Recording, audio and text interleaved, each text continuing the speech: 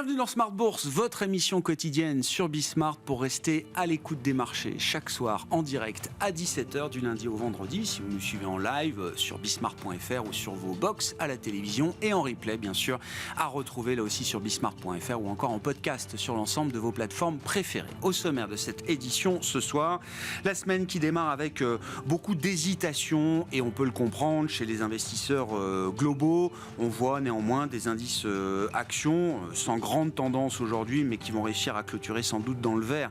Au terme de cette séance européenne, vous aurez les détails des infos clés du jour dans un instant avec Côme Dubois. Grande hésitation alors que tout le monde observe avec attention les derniers développements géopolitiques 10 jours après les attaques du Hamas contre Israël. On notera que l'once d'or a pas mal rallié ces derniers jours. Quant au pétrole, il a rebondi certes, mais sans revenir sur les sommets qui avaient été atteints fin septembre, avant le déclenchement de la crise géopolitique. Le baril de Brent tourne autour de $90 ce soir. Et puis du côté des taux longs américains, là aussi on notera une forme de stabilisation ou en tout cas un marché assez rangé, puisque si on a vu un mouvement de flight to quality après les attaques du Hamas contre Israël, on a très vite vu revenir également quelques tensions sur les taux longs au gré des publications d'inflation. Par exemple aux États-Unis la semaine dernière, 4,70, c'est le taux du 10 ans américain au moment où on se parle en ce début de semaine qui sera marquée par la montée en puissance des résultats d'entreprise, avec parmi les résultats attendus, les premiers résultats de la tech américaine, Tesla et Netflix à suivre mercredi soir après la clôture. On suivra également au passage SAP en Allemagne ou encore ASML au sein du segment des semi-conducteurs aux Pays-Bas. Et puis jeudi, grosse journée pour plusieurs poids lourds européens, puisque les investisseurs suivront les publications de L'Oréal, de Nestlé, de Roche, d'Essilor ou encore de Pernod Ricard. Voilà donc pour le programme de la semaine. Discussion assurée avec nos invités de Planète Marché, évidemment, sur l'état des lieux et la situation actuelle des marchés globaux. Et puis dans le dernier quart d'heure, comme chaque lundi, le quart d'heure américain, nous retrouverons notre correspondant américain Pierre-Yves Dugas pour continuer de suivre avec lui la crise politique au Congrès qui n'a toujours pas trouvé d'issue.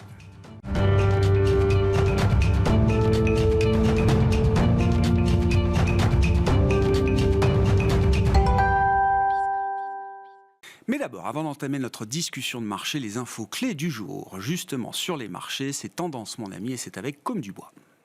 La bourse de Paris se montre à nouveau très hésitante. Ce lundi, les investisseurs se montrent prudents suite au regain de tensions au Moyen-Orient et les conséquences que pourrait avoir une probable intervention israélienne à Gaza.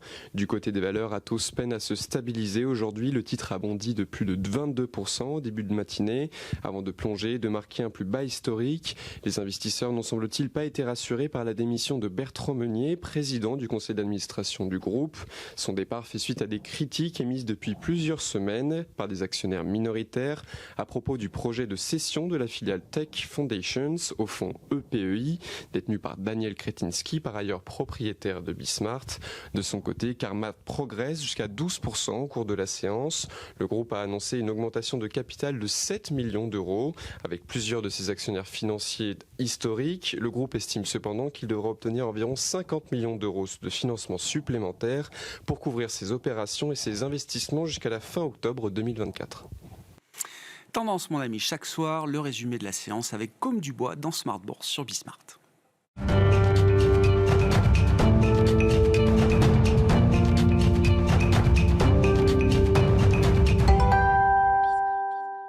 Trois invités avec nous chaque soir pour décrypter les mouvements de la planète marché. Valentine nous est à nos côtés ce soir, responsable de la stratégie Fixed Income d'Amundi Institute. Bonsoir Valentine. Bonsoir. Merci beaucoup d'être là. Merci à Jean-François Robin de nous accompagner également. Bonsoir Jean-François.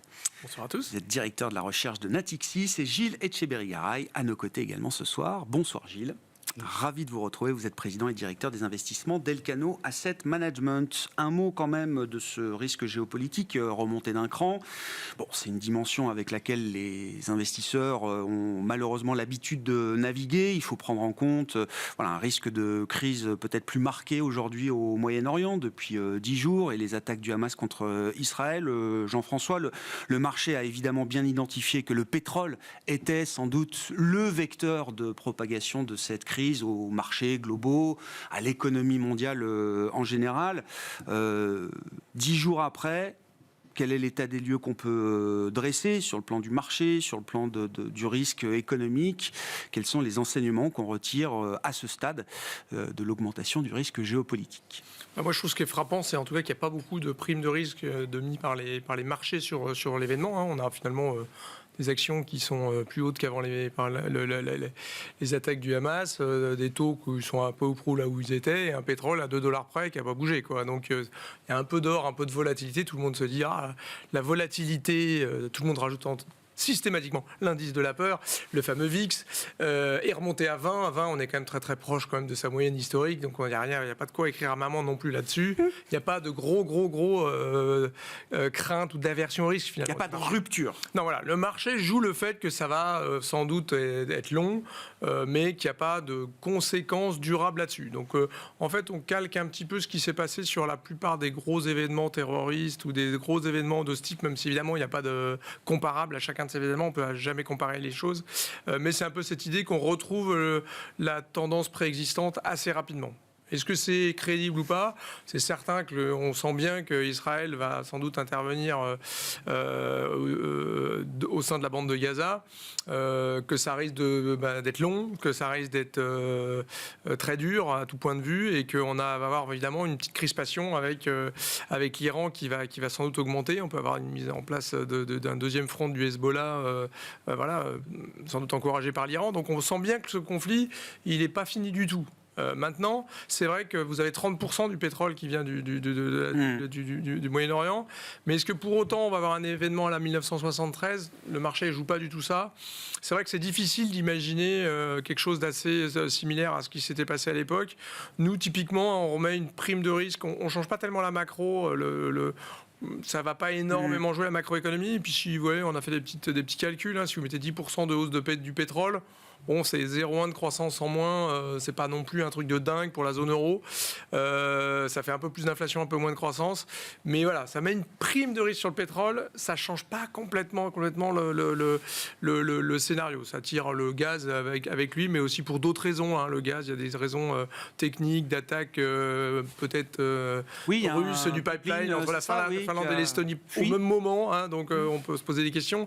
Il y a plein de choses qui se sont passées de concomitantes qui font que le gaz suit le pétrole, c'est souvent corrélé, mais là en plus de ça il y a quelque chose. Donc les prix de l'énergie qu'on avait tendance à dire c'est bon, ça revient un peu à la normale, le gaz a été divisé par 10, bon, il y a une petite prime de risque qui est en train de revenir, mais on voit bien que ça ne change pas la donne et que finalement on regarde plutôt les résultats des entreprises qu'ont dit les banques centrales à Marrakech, c'est ça qui l'emporte finalement. Je comprends.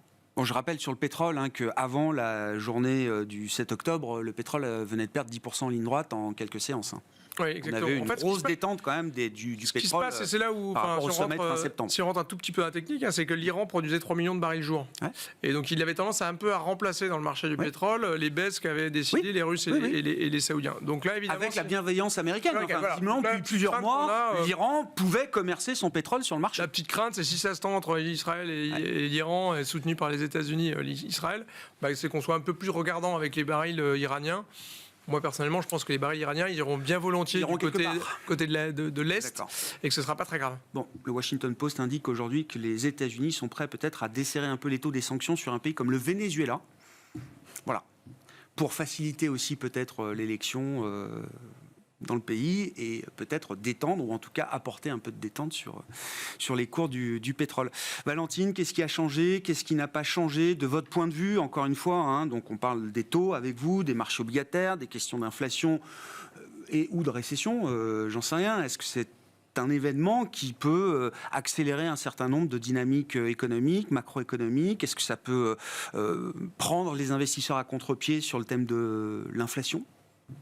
Alors, ça peut prendre les investisseurs à contre-pied. Jusqu'ici, je partage ce point de vue. Les investisseurs sont très complaisants face à ce risque. Ça peut prendre les investisseurs à contre-pied si le conflit devient plus général. Et donc, on a une remontée de l'aversion au risque, ce qu'on n'observe absolument pas jusqu'à présent. Ça peut prendre les investisseurs à contre-pied si on a une remontée forte du prix du pétrole, ce qui n'est absolument pas dans notre scénario aujourd'hui. Donc ça, c'est évident que ça va jouer sur l'inflation et sur la croissance. Et après, ce qu'il faut peut-être suivre aussi, c'est tous les budgets qui sont alloués à la défense. Et là, on continuerait d'aller dans une dynamique qui est celle qu'on observe depuis déjà plusieurs trimestres. Ça veut dire des déficits importants, notamment aux États-Unis. On a 6% de déficit aujourd'hui. Donc plus de dépenses militaires à partir d'un déficit qui est aujourd'hui déjà à 6%. Et on voit aujourd'hui que déjà le marché a du mal, exige des rendements légèrement plus élevés pour pouvoir absorber toute cette nouvelle offre. Parce qu'on voit quand même aujourd'hui sur le marché des taux américains, il y a quand même des changements techniques qui s'opèrent. On a les acteurs qui étaient très présents depuis 10 ans, la Fed, les banques commerciales, les investisseurs étrangers, qui sont un peu moins présents au profit d'investisseurs plus domestiques, les fonds de pension, les mutual funds, etc. Mais ces investisseurs-là sont beaucoup plus regardants sur le rendement offert. Et donc là, on voit vraiment ce qui se dessine au clé. Plus d'offres de papier, on est d'accord. Mais nous, si pour absorber cette force, regardez un peu le taux sur 10 ans, regardez ce que nous offre le 10 ans, réalignons un peu les choses. Donc c'est un sujet qui rejoint ou qui vient alimenter encore un peu plus la question des déficits. Non mais sur les budgets de défense, je pense qu'il n'y a aucun doute sur l'idée que... Et ce qu'on voit aujourd'hui, la prime de terme, c'est le rendement exigé par les investisseurs pour se positionner sur les maturités de long terme. On voit qu'elle est en train de se reconstituer. Alors qu'elle était vraiment en territoire négatif depuis déjà plusieurs années à cause de toutes les politiques de rachat d'actifs des banques centrales. Gilles, votre lecture, les enseignements de la dimension géopolitique depuis une dizaine de jours maintenant. Il y a un dicton géopolitique, ce qui est au Levant reste au Levant. Et traditionnellement, tout ce qui se passe sur la façade méditerranéenne n'a pas d'impact sur les marchés. Et il y a vraiment, quand ça touche le golfe Persique, et voilà que là, il y a un impact. Oui, les risques Hormuz, l'Iran, etc. On voit exactement. L'Arabie Saoudite, Hormuz, l'Iran, j'ai l'impression que l'Iran lève un peu le pied pour le moment. On n'a pas vu l'offensive israélienne, mais calme un peu le jeu, en tout cas en termes d'engagement. Donc voilà. Après, est-ce que ça va... Est-ce que ça a changé quelque chose dans la manière de piloter les portefeuilles, par exemple? Quelles décisions on prend quand un événement de ce type-là arrive? Est-ce qu'on se couvre un peu plus? Est-ce qu'on modifie la construction de son portefeuille? Non, je dirais que malheureusement, quelque part, ce qui arrive au Moyen-Orient, on a un peu l'habitude de gérer. Non, mais j'entends bien. Il y a des attentats, ça n'a pas forcément le même degré d'horreur et tout ça, mais je veux dire, ça fait 40 ans, 50 ans qu'on vit avec le Moyen-Orient, avec des événements de temps en temps, le Moyen-Orient, des changements avec la Syrie, tout ça, mais je veux dire, ça n'a pas le caractère géopolitique qu'avait, par exemple, le conflit russe-Ukraine. Parce que là, c'est la guerre en Europe, et avec le changement dramatique... Alors, j'imagine que c'est un caractère très... Mais la dimension économique est moins évidente. Dans le cas d'une crise au Moyen-Orient, quand bien même elle serait généralisée. Elle est moins évidente, et quelque part, je dirais malheureusement, on a un peu plus l'habitude de suivre et de gérer ce genre de crise, parce que ça fait quand même un petit moment. Je veux dire, la guerre en Ukraine a été quand même beaucoup plus un changement. On a vu les Allemands qui ont dû abandonner leur stratégie énergétique. Enfin, on a vu quand même des ruptures beaucoup plus lourdes, plus fortes à ce moment-là, et avec des impacts qu'on ressent encore aujourd'hui, ce qui est moins le cas dans l'occurrence là, au-delà du drame que ça peut être localement. Valentine, je reviens avec vous là sur la question de la valorisation un peu fondamentale des marchés obligataires aujourd'hui. On a déjà évoqué le changement de régime inflationniste, déjà l'aspect conjoncturel macro qui peut aussi jouer. 4,70 sur le 10 ans américain, quand la valeur de ces papiers a été quasi divisée par 2 depuis mars 2020. C'est les chiffres spectaculaires, mais rappelons-le, quasiment divisé par 2. C'est des baisses qu'on a pu voir sur des actifs les plus risqués, comme les actions, lors de l'éclatement de la bulle Internet ou Lehman et la grande crise financière. Là, on parle de marché obligataire, dont la valeur a divisé par 2. Sans risque. Je ne sais pas, est-ce qu'on continuera à le dire, à traiter ces actifs-là comme des actifs dits sans risque? On avait le risque sans taux, on est revenu au taux sans risque. C'est ça, c'est taux sans risque, effectivement.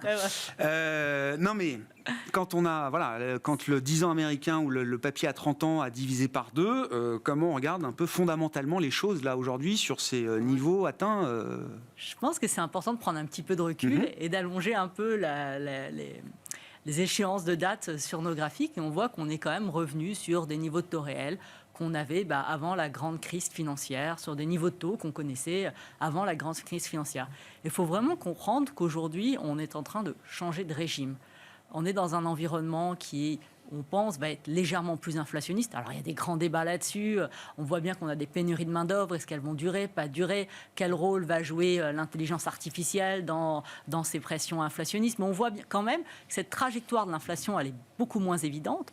On voit également que dans ce contexte, ça va être beaucoup plus difficile pour les banques centrales de refaire à nouveau ces politiques de QE, de politiques de rachat d'actifs qu'on a connues depuis 10 ans. Puis on sait quand même qu'elles ont quand même quelques impacts négatifs. Parce que faire des relances par le prix des actifs, c'est peut-être pas la meilleure idée qui soit. C'est dans le retour à la normale qu'on comprend effectivement qu'on est peut-être allé loin peut-être à un moment. sur ces politiques qui ont été menées.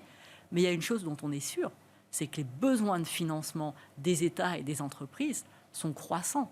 Que tout ce discours, notamment aux États-Unis, les politiques de Biden, on va renforcer la souveraineté nationale, etc., ces politiques ont un coût. Et qu'aujourd'hui, il y aura quand même des montants d'émissions qui, au cours des prochains trimestres, prochaines années, vont rester extrêmement élevés dans un contexte où l'inflation va être quand même un peu plus élevée que ce qu'on a connu depuis 10 ans et où les banques centrales vont plus pouvoir se positionner comme elles l'ont fait. Après, est-ce que des taux élevés pour plus longtemps, est-ce que ça veut dire des taux élevés pour toujours?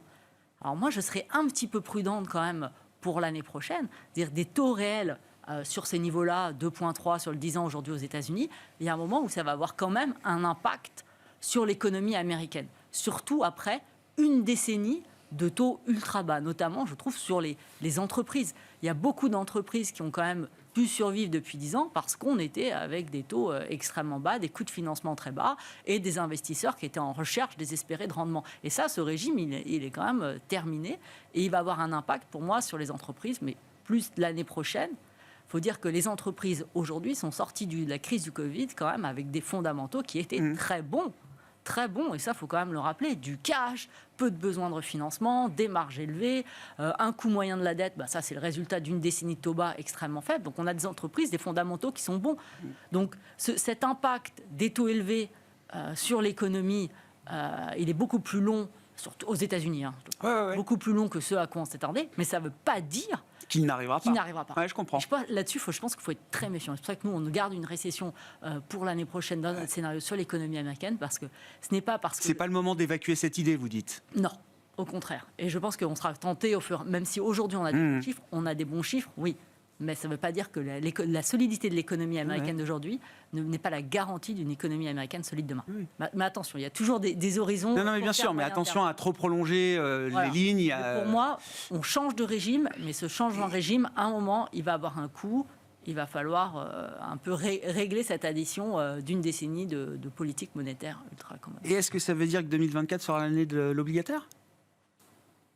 Oui, si on a une récession... Forcément, pour la stratégiste de fixed income de Moon Institute... Si on a une récession aux US... mais c'est ça que ça veut dire, en creux. Forcément, oui, c'est le moment. Mais après, parce que 2023, pour l'instant, on n'y est pas. Non. On perd encore. Tout est une question de... Enfin, le timing est vraiment pas évident à cause de tous ces changements structurels. Alors, et ça dépend de quel obligataire. Oui, exactement. Merci. Oui. Voilà, si on parle du formule. yield ou mezzanine ou si c'est de l'obligation d'État, 30 ans américain. On parle des souverains là, en l'occurrence. Non, sur le souverain, oui, on peut. Voilà. Jean-François, plein de choses. Moi, l'équation du financement des États, ça m'intéresse quand même, et aux États-Unis et en Europe. Est-ce qu'on décèle quand même l'issue est là? On a tous les trajectoires arrivent, là, sont publiées. L'Italie communiquait aujourd'hui son budget 2020. Est-ce qu'on décèle quand même un peu d'appétit à un moment pour de la consolidation fiscale et budgétaire ou une certaine retenue par rapport à 3 années de free money everywhere?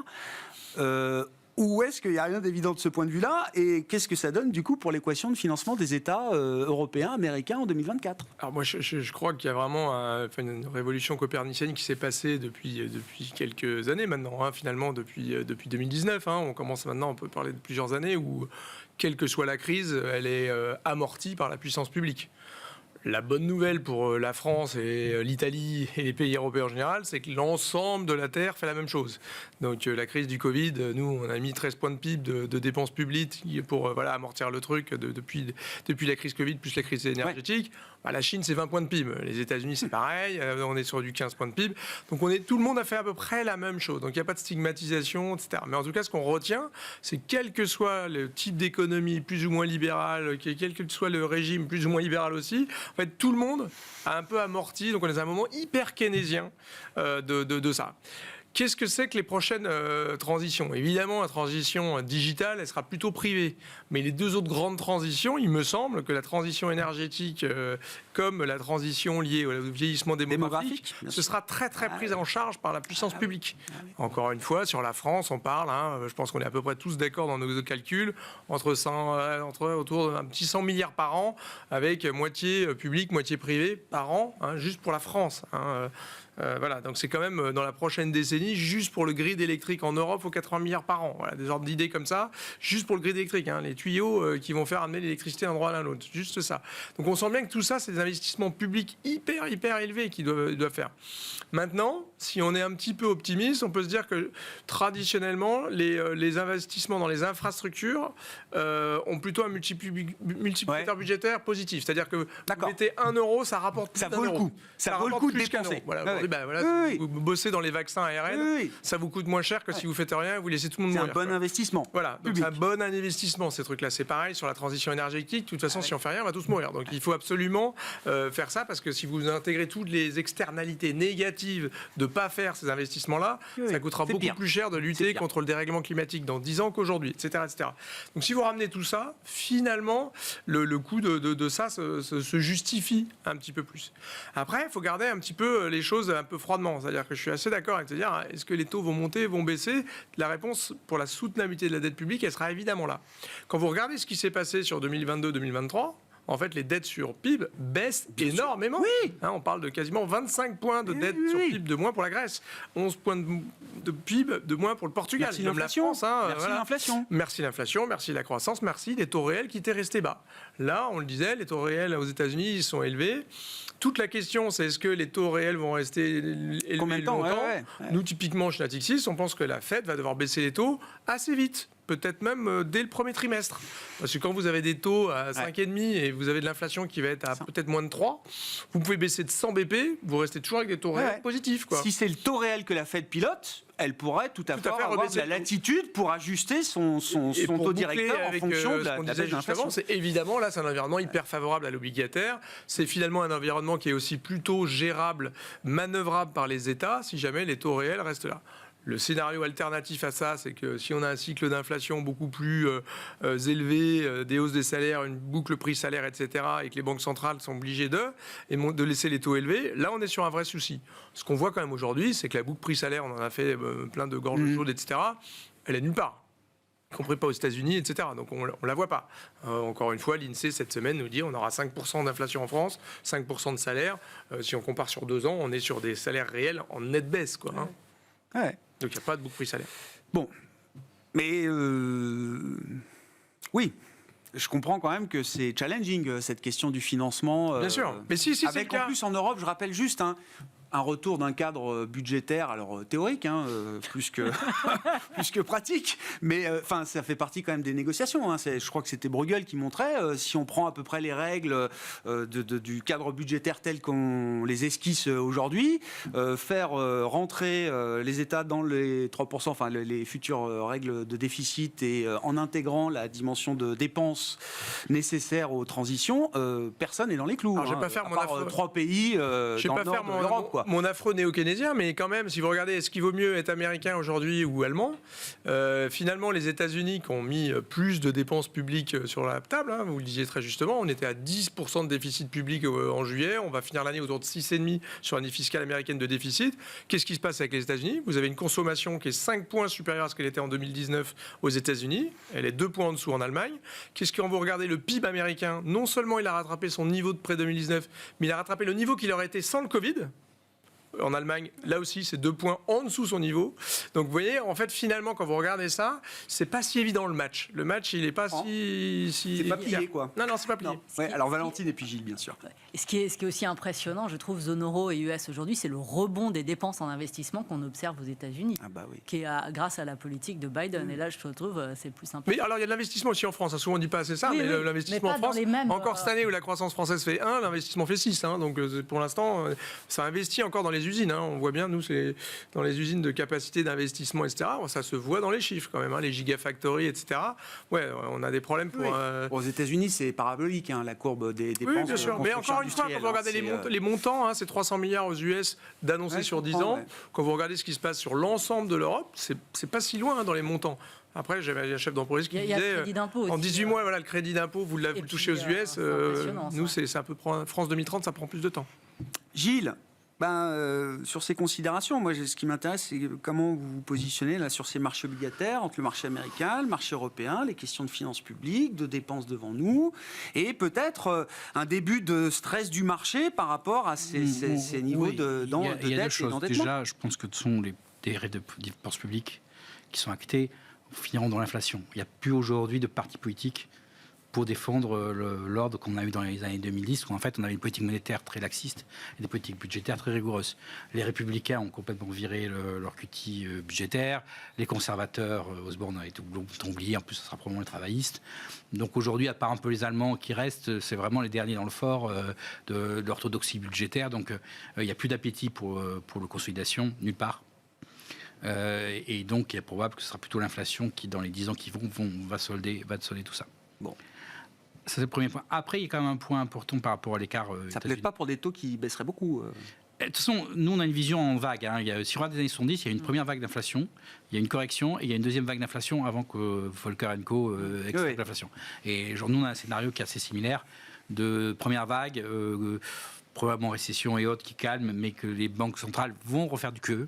Je pense que la douleur sera... On va faire l'erreur, vous dites. On va refaire du QE. On fera Burns, on sera Burns plutôt que Volcker. Oui, bien sûr, parce que au moment de la récession américaine, et en plus on va y revenir... Il n'arrête pas de dire qu'ils veulent éviter cette erreur-là. Donc, Dans un premier temps, ils l'ont évité, puisqu'ils ont été beaucoup plus durs, mais ils vont craquer probablement s'il y a de la récession. Et là, il y aura une réaccélération, probablement une deuxième réaccélération.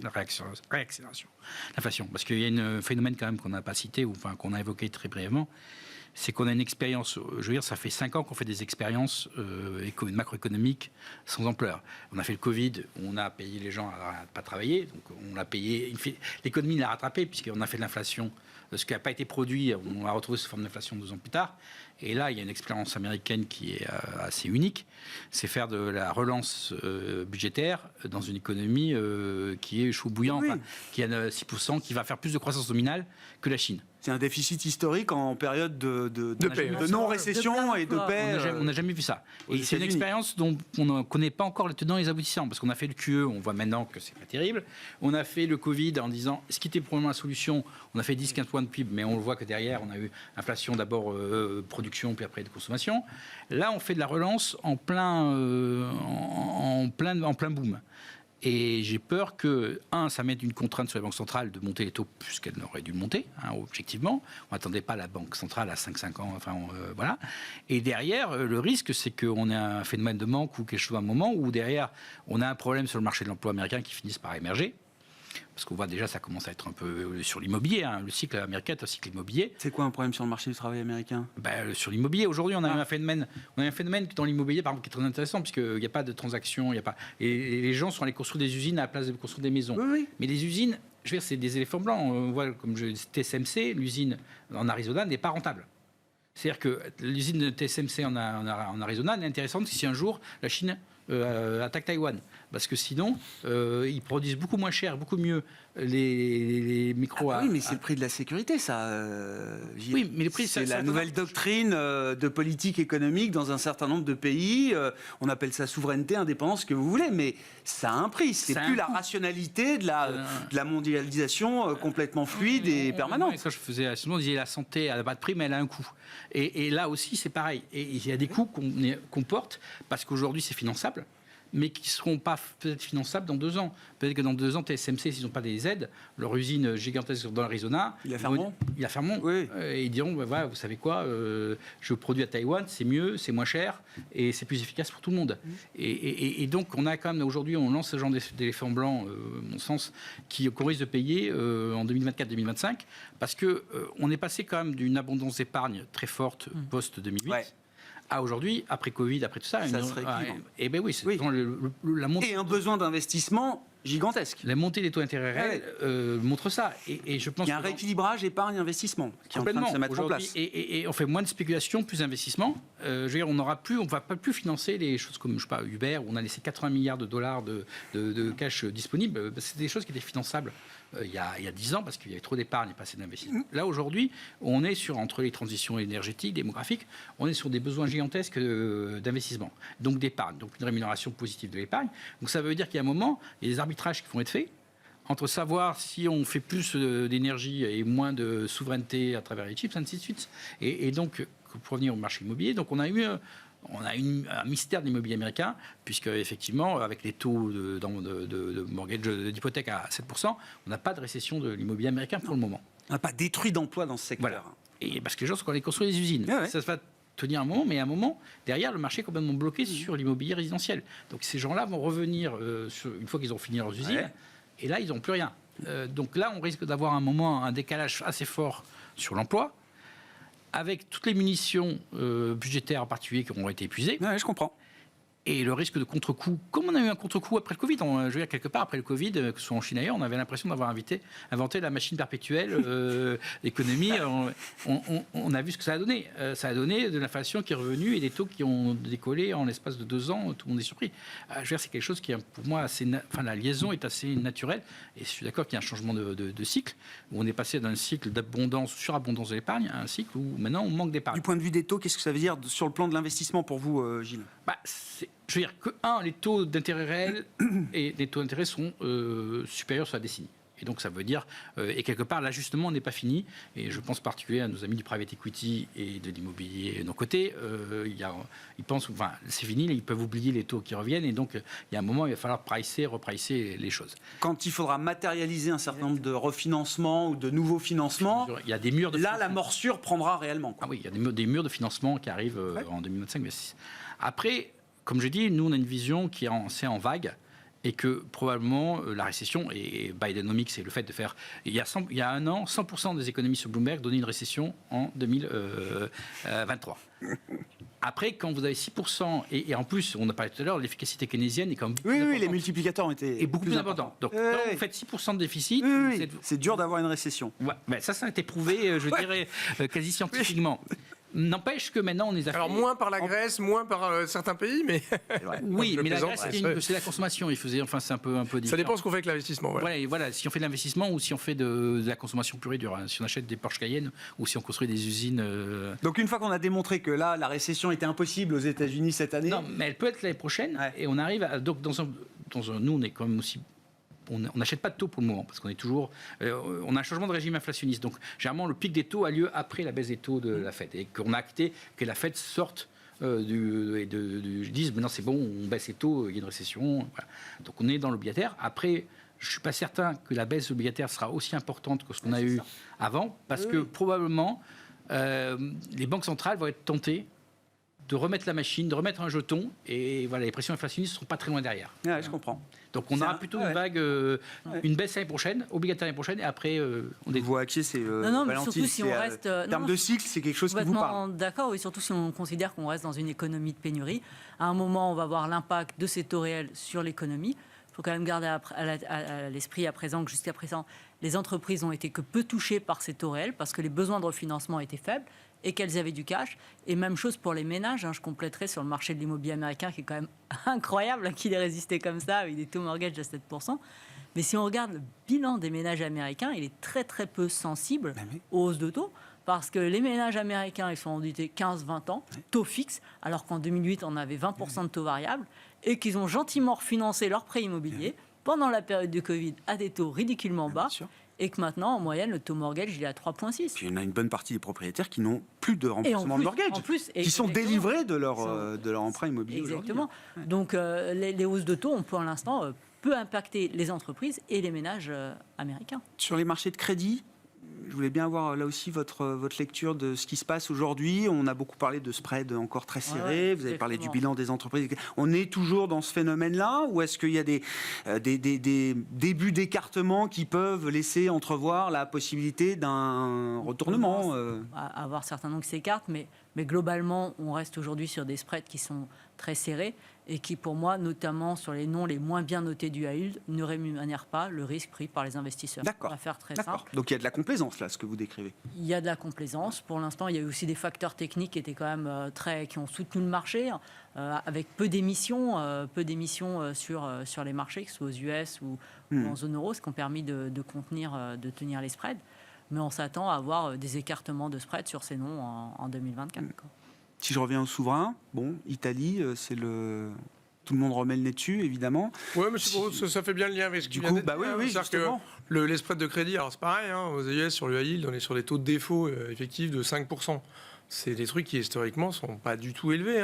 C'est juste un retour à la normale, comme en France. Très gentil. Les défauts d'entreprise, finalement, on est à 52 000. On était à 56 000 la décennie d'avant le Covid. On revient à la normale, voire un peu moins.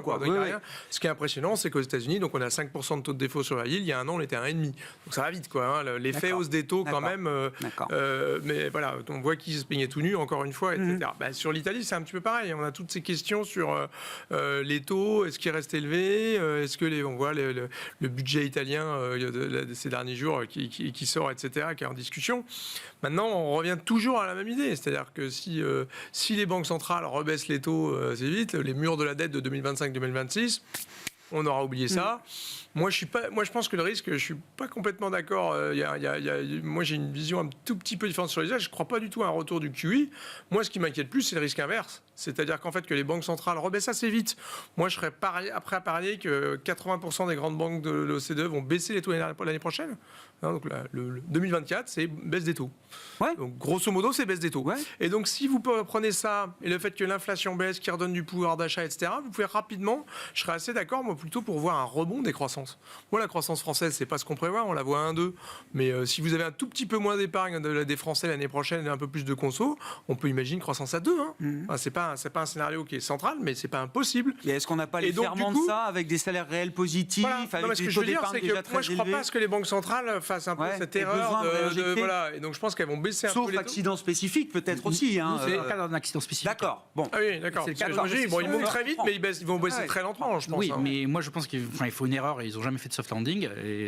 Et donc, effectivement... Oui, il y a un risque que ce soit une chimère, ce soft landing. Oui, et que en fait, ça commence soft et puis ça fasse... voilà. Et donc, du coup, là, ils sont obligés de relancer parce que le contre-coup de 2023 est beaucoup plus important négativement. Puis, il y a un truc quand même, parce que là, on parle de policy mix, l'articulation entre politique budgétaire et politique monétaire.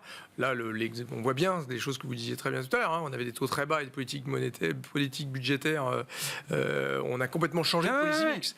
Là, moi, ce qui m'inquiète un tout petit peu sur l'année prochaine, c'est qu'on est en année où stabilité des finances publiques, c'est les accords aux US sur la dette, sur le budget, etc. Et puis se profile une élection américaine où en général, c'est pas là qu'on fait des grandes dépenses somptuaires quand vous avez personne à la Chambre des représentants, qu'on est en non, pour l'instant, c'est bloqué, oui. Complètement polarisé la Chambre et le Congrès américain dans son ensemble. Donc moi, je pense qu'on est sur un moment quand même un petit peu particulier par rapport à ce qu'était avant, où on était capable d'avoir des dépenses partisanes. On voit bien que même l'Ukraine, ça met des tensions entre les républicains et les démocrates. Donc moi, je me méfie un peu du policy mix l'année prochaine avec un budget qui va être un peu plus contraint. Mes amis, on est passé du consensus de Washington au consensus de Buenos Aires. C'est-à-dire le Buenos Aires, c'est politique monétaire et politique budgétaire. Enfin, c'est les vannes ouvertes, quoi. Voilà, les vannes ouvertes. Japon, on peut dire un mot du Japon, je sais pas, ça vous intéresse sur la partie taux, Japon, banque centrale, sur la partie action aussi. C'est la seule banque centrale du monde. C'est la seule banque centrale du monde qui va continuer à monter les taux. Voilà, c'est ça, en Contre toute 2024. attente qu'on Contre avait, toute attente La et contre bonne tout. neutralité en 2024, non mais vous l'avez sérieusement dans les... Ah bah ouais, c'est un je scénario pense, central pour vous, j'étais avec ouais. des investisseurs japonais Ouais. il n'y a pas longtemps. Je pense que Ah oui l'idée Ils sont c'est tous quand même. prêts, quoi. Mais non, mais c'est qu'ils vont normaliser un peu leur politique monétaire. Moi, je pense. Mais c'est avec quelque part avec les Turcs. Hein, je compare pas les deux. Non. Mais évidemment, c'est deux banques centrales qui vont être un peu à rebours de l'ensemble Et, des banques centrales. le monde, le système des marchés globaux, après, je Ah sais bah.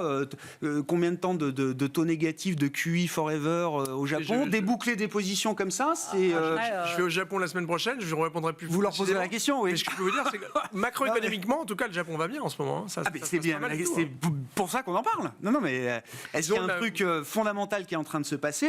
Oui. Qu'est-ce que ça implique du point de vue des taux, de la Banque du Japon et pour l'ensemble du système économique qui a quand même beaucoup, du système financier, pardon, qui a quand même beaucoup capitalisé sur l'idée que la BOJ ne ferait jamais rien, baisserait toujours plus ses taux et qu'on pouvait prendre des positions de carry sur le yen versus d'autres actifs très fortes. Et maintenant, on voit que voilà, la normalisation de la politique monétaire du Japon a un impact sur les US, aura un impact sur les Europes. C'est globalement, ça va tirer les taux à la hausse. Ouais. C'est le mouvement. On reste dans cette phase de pression haussière aujourd'hui sur les taux.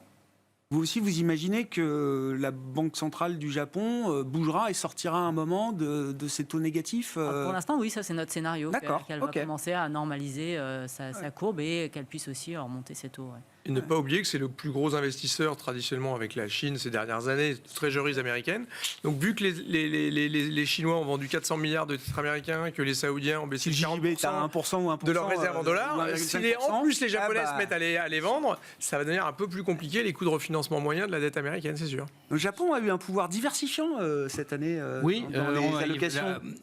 Gilles, vous aimez le Japon ou pas? Oui, c'est une des actions, les actions japonaises. Alors le truc, ça va être de passer des actions à la devise. C'est quand même D'accord. une corrélation Ouais. inverse, Ouais. c'est net, Ouais. entre les actions et la Ouais. devise. Parce qu'il ne faut pas oublier que jusqu'à présent, la devise... Bah là, on est protégé. Le yen à 150, on sait que ça peut pas aller au-delà. Voilà, mais la question, c'est de savoir quand c'est qu'il faut sortir des actions pour aller sur le yen.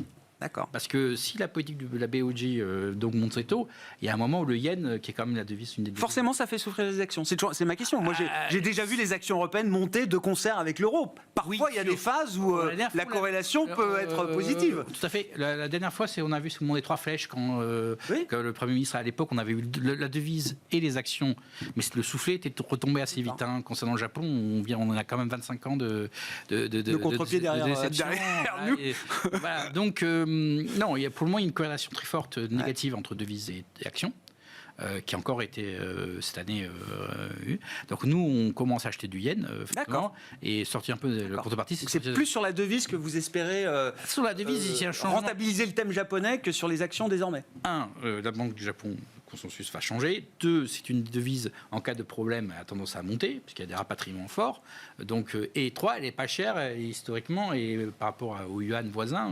Voilà, donc nous, c'est clairement le yen japonais, et quelque chose qu'on regarde attentivement, surtout s'il commence à être mieux rémunéré, ce qui sera quelque chose d'intéressant. Donc voilà, donc, on n'a pas trop de position ni d'obligation sur les obligations japonaises, mais en revanche, oui, on a un switch action Qui s'opère vers le yen. Et aujourd'hui, jusqu'à présent, l'indice japonais était le meilleur, plus performant. Ah, mais bien sûr. Voilà, Bien sûr. Au-delà des tech américaines, on a oublié les gens ont tellement oublié le Japon qu'on s'est même pas aperçu. Non, on en parle. C'est l'indice, voilà, c'est bien que c'est l'indice qui a le mieux marché quasiment cette année dans les pays développés.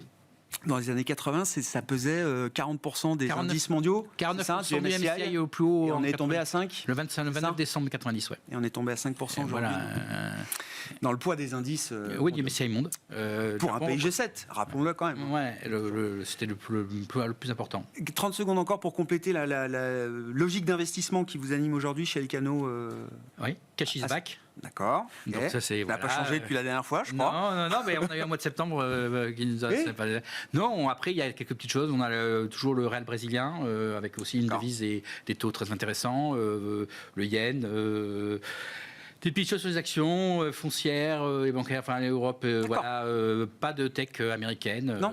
voilà, Oui, et plutôt- l'énergie et du D'accord. pétrole comme Plutôt value sur les actions. voilà, et la corrélation négative qu'on n'avait pas sur les actions qu'on a perdu actions obliques, aujourd'hui on l'a oblique commodities. qui est une je comprends. corrélation. Alors qui est beaucoup moins stable, parce que comme vous parliez, les 10% sur le pétrole, il faut faire attention. L'année dernière, au mois de juin, on avait eu la même chose. Donc, le marché Como, c'est pas le marché des actions. Donc, à manier avec dextérité. Oui, c'est des mouvements qui peuvent être parfois. Voilà. Mais la seule corrélation négative qu'on trouve aujourd'hui, c'est Como. Pour se protéger, quoi. Ouais. Como obligataire. Valentine, dans l'univers fixed income. Je suis d'accord. Est-ce que vous êtes confortable? Fixed income is back. Ouais. Pas tout quand même. Pas tout, mais Non, mais très court alors, toujours.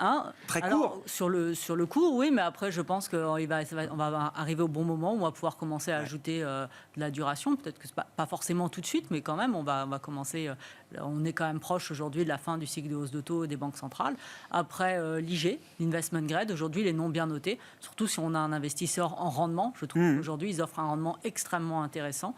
Et les fondamentaux de ces noms sont bons. Après, oui, sur les noms du high yield les moins bien notés, je serais vraiment... Et émergent, est-ce qu'on a envie d'aller un peu dans la sphère émergente du point de vue de la dette corporate ou autre? Alors, on est encore un peu prudent, de ce côté-là, mais il y aura des bonnes opportunités.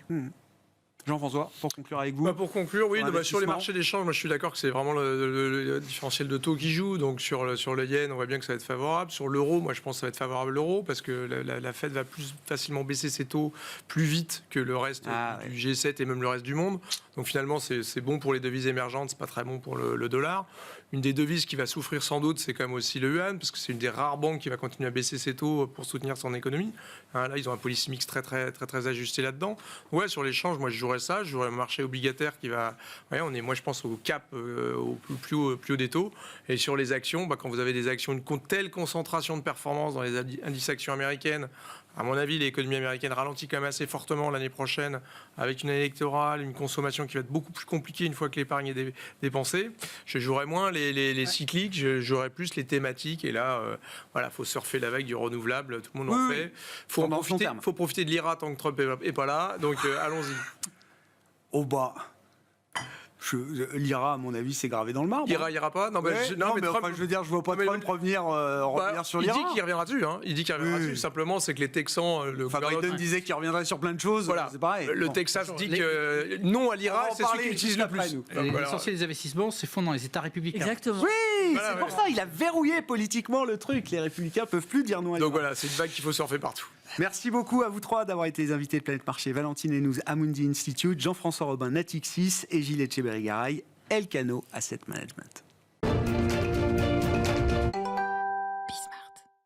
Le dernier quart d'heure de Smart Bourse. Chaque lundi, c'est le quart d'heure américain et nous retrouvons en direct à 17h45 ou en replay, bien sûr, sur bismart.fr, notre correspondant américain, Pierre-Yves Dugas, qui est avec nous en visioconférence. Bonjour Pierre-Yves, merci beaucoup d'être avec nous comme chaque début de semaine pour revenir sur quelques-uns des faits marquants de l'actualité américaine. Pierre-Yves, l'Université du Michigan publie régulièrement, chaque mois, une enquête qui est une référence historique pour mesurer le moral des ménages et du consommateur américain. La dernière version de cette enquête a été publiée vendredi pour le mois d'octobre, en l'occurrence, Pierre-Yves, qui montre que la confiance des consommateurs américains depuis plusieurs mois d'affilée ne cesse de baisser désormais. Effectivement, alors c'est l'indice préliminaire. On a un indice préliminaire qui tombe au milieu du mois, et puis ensuite, un petit peu avant la fin du mois, on a l'indice définitif. C'est très intéressant de voir que dans une économie américaine de plein emploi, où l'inflation a beaucoup baissé tout de même depuis plusieurs mois, où on a l'impression que l'emploi est donc très très solide et que les entreprises sont toujours désespérées à la recherche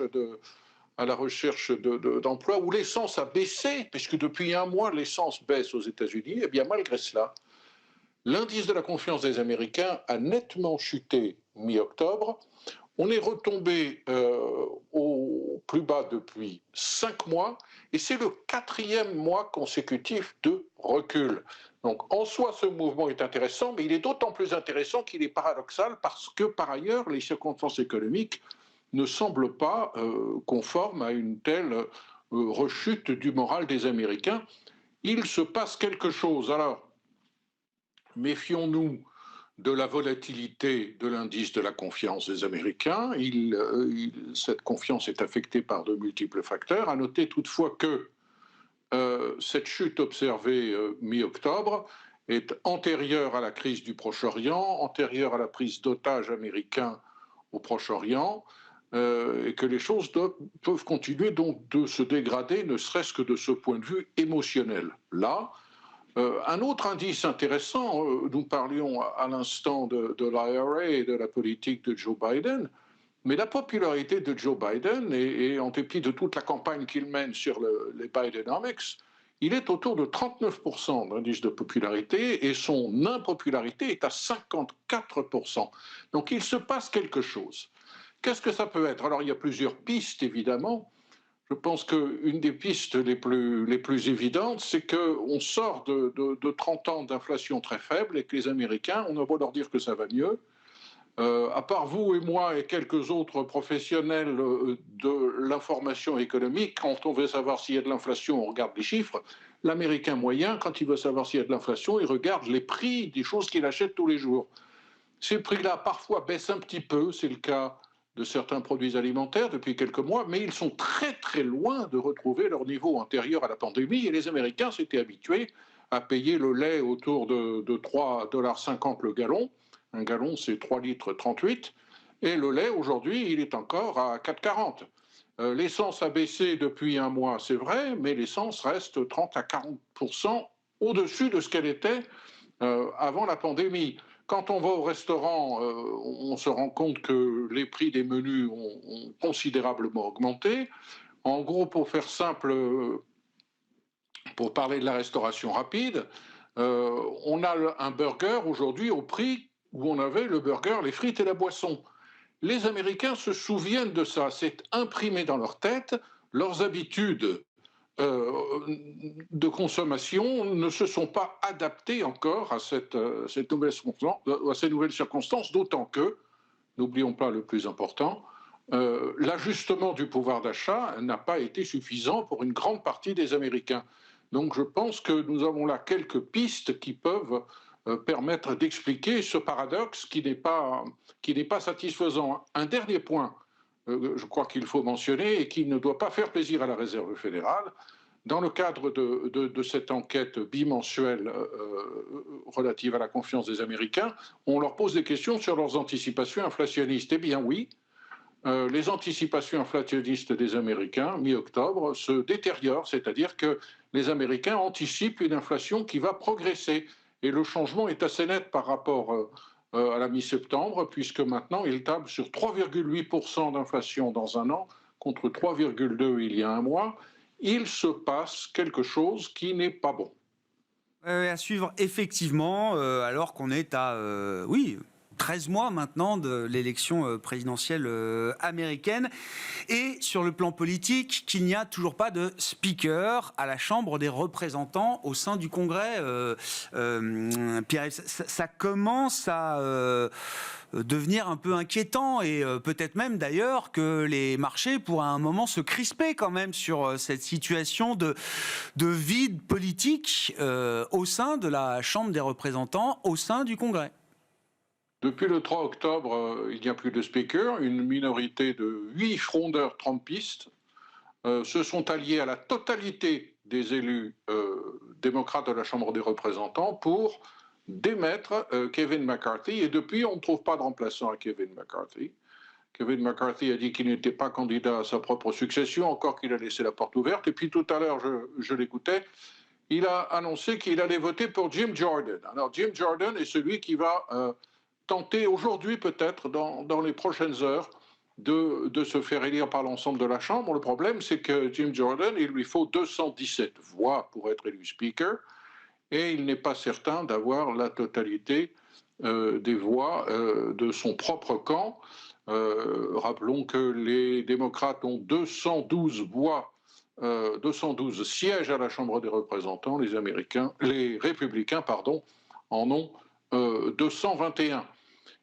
À 217, il faut absolument faire le plein, et il n'est pas certain que Jim Jordan, qui a été adoubé par Donald Trump et qui a supplanté l'autre candidat dont nous parlions la semaine dernière, Steve Scalise, puisse réussir son coup de devenir speaker. Alors c'est très grave, pourquoi ? parce que la semaine dernière, on en plaisantait, ça faisait désordre, mais là, on a une crise majeure au Proche-Orient et le Congrès est pour moitié paralysé. En outre, le Sénat revient en session aujourd'hui et la Chambre est paralysée parce que sans speaker, on n'a pas d'ordre du jour. Donc il faut absolument que les républicains fassent quelque chose. Et si Steve Scalise ne sera pas speaker et si Jim Jordan rate son coup, à ce moment-là, qu'est-ce qui peut se passer? Ou bien il y a un autre candidat républicain qui arrive à dégager un consensus au sein de la conférence républicaine, ou alors on rentre dans des tractations qui se sont engagées assez discrètement au cours des dernières heures à Washington pour faire un marché avec les démocrates. C'est-à-dire que les démocrates qui, à 100%, ont voté contre tout candidat républicain seraient prêts à lâcher quelques voix. Il ne faudrait que 4 voix démocrates pour faire basculer les choses, de manière à obtenir du futur speaker républicain quelques concessions, notamment sur l'ordre du jour et le type de loi qui serait soumise à l'ensemble du floor, à l'ensemble de l'hémicycle de la Chambre des représentants. Naturellement, ça n'est pas du goût des Trumpistes qui pensent avoir la main pour le moment. Intéressant, hein, parce que, alors, évidemment, si les États-Unis et le Trésor américain arrivent à vendre leurs dettes sans problème, on voit quand même sur certaines adjudications, et on peut faire le lien directement avec la situation de crise politique, hein, qui est quand même un facteur de plus en plus mis en avant pour expliquer la prime de terme ou la prime de risque qu'on a aujourd'hui sur les obligations américaines du Trésor, sur des adjudications qu'on a vues la semaine dernière, comme le 30 ans, par exemple, Pierre-Yves. Encore une fois, il y a de la demande, il y a des investisseurs américains et globaux pour acheter les papiers de dette américaine, mais on demande quelques bips supplémentaires. On demande un peu plus que la rémunération de marché actuelle, hein. Il y a bien quand même l'idée qu'il y a une prime de risque qui s'installe, qui reste marginale, bien sûr, mais qui est en train de s'installer quand même dans ces marchés obligataires américains. Alors, c'est une chose de dire qu'on a une forte polarisation de la vie politique à Washington et qu'elle paralyse le Congrès. C'en est une autre de dire que le Congrès ne peut pas du tout fonctionner parce qu'il n'y a pas de speaker à la Chambre. Dans 40 jours, le gouvernement fédéral américain n'a plus de sous. Et on se retrouve en situation de shutdown. Vous imaginez qu'après le traumatisme des 15 derniers jours, quel que soit ce speaker qui va sortir miraculeusement de la conférence républicaine ou d'un deal avec les démocrates, sera-t-il capable de faire avaler des compromis à la frange droite du Parti républicain pour permettre de financer, ne serait-ce que pour quelques mois de plus, le gouvernement fédéral? Les chances d'un shutdown le 17 novembre ont encore augmenté au cours des derniers jours et c'est certainement un des éléments de dysfonctionnement quasi permanent maintenant qui s'est installé à Washington, qui pèse sur une partie du pool d'investisseurs dans les titres du Trésor. Merci beaucoup Pierre-Yves, merci d'être avec nous chaque semaine, le lundi en l'occurrence, pour débriefer ensemble l'actualité américaine. Pierre-Yves Dugas, notre correspondant américain, qui était en visioconférence dans ce dernier quart d'heure de Smart Bourse ce soir, quart d'heure que vous retrouvez bien sûr, comme le reste de nos émissions, en replay sur bismart.fr ou en podcast sur l'ensemble de vos plateformes.